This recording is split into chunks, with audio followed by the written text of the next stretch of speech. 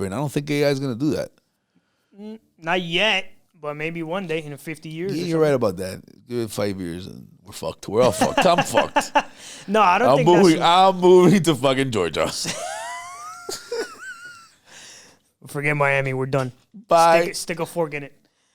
So check me out. Coming full circle again. So I had a phone call with my homegirl I hadn't talked to in a long time. We talked on the phone for like 3 hours. And one of the points she brought up was like, bro, at any point, they're going to make an android that looks exactly like a human. You're going to stick a chip in it that has the personality that you want exactly down to the T. And you're never going to want to be with a real woman ever again. That's 100%.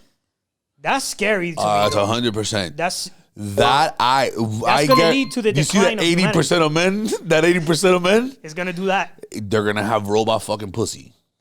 100%. But then... And Papa, if it's real enough, I'll have one of those robot pussies.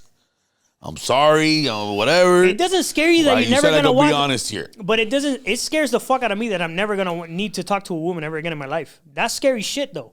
Like... It's not scary. That's amazing.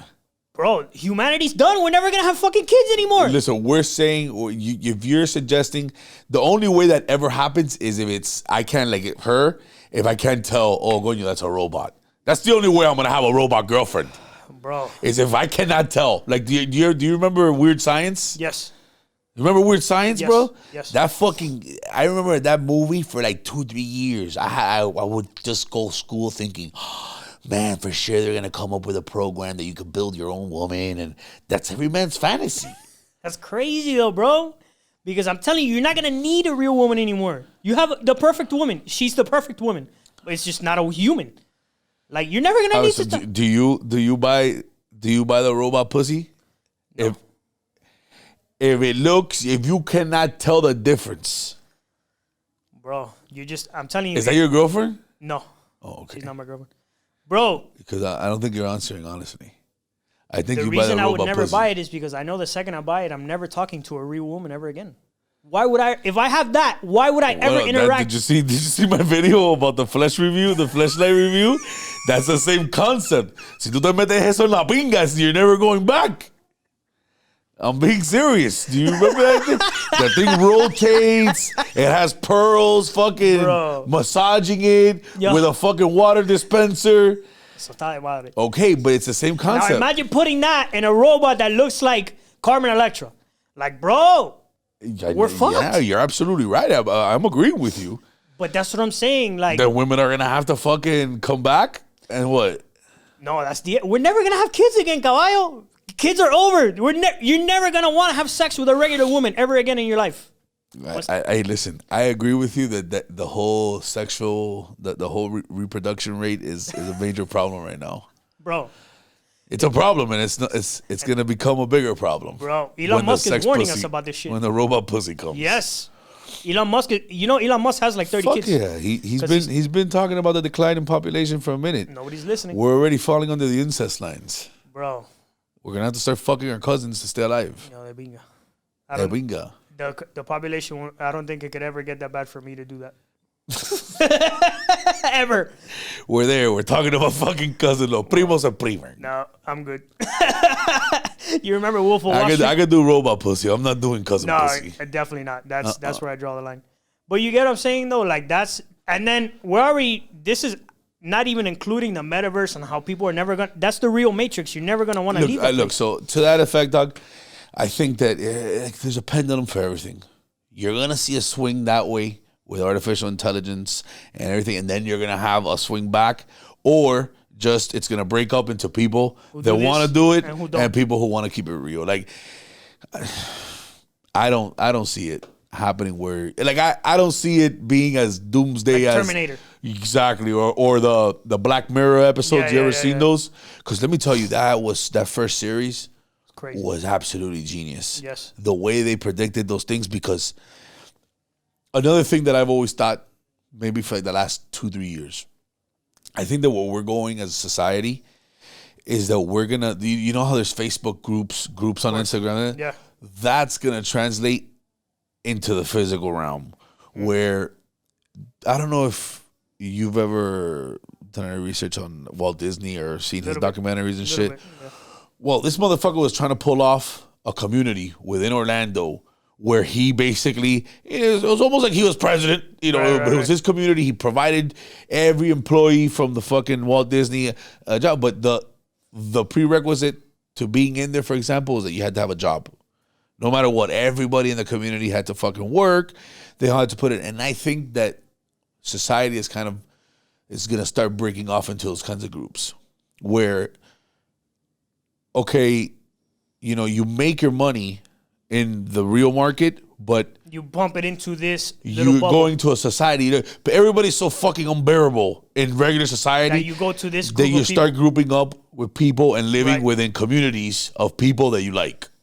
But isn't that kind of like tribalism? What's going on now? But you're taking it to another level. I think that's because you can do that legally.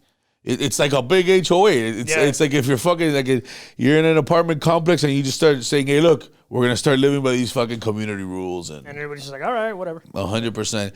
And you start doing, social activities within the fucking community. It's kind of what a lot of those communities try to do now. It's just everybody's not on the same page. Right. Definitely. Yeah. Can you imagine being part of a community where you have to worry less about there being a fucking sexual predator? Yeah. You know for sure that there's no sexual predators. Not that you know for sure, but you can minimize the odds. Yes. I'm with it. You're living part of a community that was vetted by people that all agree on this, and that. Right. And I think that's kind of where communities at, because I don't know. I see people trying, like we were talking about, there's a big disconnect between people, and I think people are going to start trying to fucking connect again. You know what the problem But you want to connect with people that are like-minded. No, of course. But what I've seen, for whatever reason, you've seen it over and over again, how those groups start well, and then it just turns into a sex cult. You know what I mean? Well, that's the problem. That's not that there's anything wrong with that, but like anything, like our government, shit starts corrupting. It starts off with a great idea. Whenever a small group of people get any kind of power, it goes to shit. I don't know what it is. It just listen, it would have to be something that's tightly run, but I think Walt Disney had a decent idea. A decent idea there. I don't know. Listen, I don't know if it's a good idea, but it's an idea. I think that's where society's headed, because again, we have a real big tendency to tribalize. Yeah, bro. And I think the same way we're tribalizing on the internet, where everybody's grouping up, people are gonna start doing it in real life. In real life, they're gonna realize, well, that's how I'm happy on the internet. Well, so I had one of my mentors in the past on the podcast. His name is Michael DeSanti. Shout out to you, brother. He said something crazy. He's like, we're beings with primitive biology, with medieval institutions and godlike technology. Try to make sense of that soup. We're doomed. It's like we're cavemen that are like still going to school in these schools from 1,000 years ago and trying to and now AI is taking. It's like it makes no sense. Good analogy. It makes no sense. What the fuck are we supposed to do? Take it one day at a time, brother. That's what I do. One day at a time. Dog. Make some jokes, write a book, open a business. 100%. What else? Definitely no puede coger lucha. Straight up. You can't, dog. I don't stress anything in life anymore. It's not worth it. Everything has a solution. I stress, pero as little as possible, bro. Bro, but let me tell you, comedians, if it wasn't for you guys, I always say it, if it wasn't for the comedians the last 3 years, the world would have went insane. You guys were the only ones, first off, the only ones who had enough balls and enough sense to tell the truth.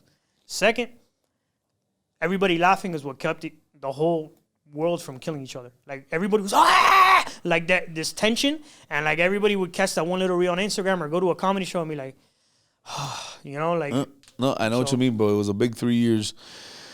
It was a big couple of years for comedians. I think, as ironic as it is, I think all that pandemic shit, I think all the political shit helped. It did. And it has eased off. I don't feel the pressure. I don't feel the censorship pressure as much. For sure. There's definitely still shit I can't say.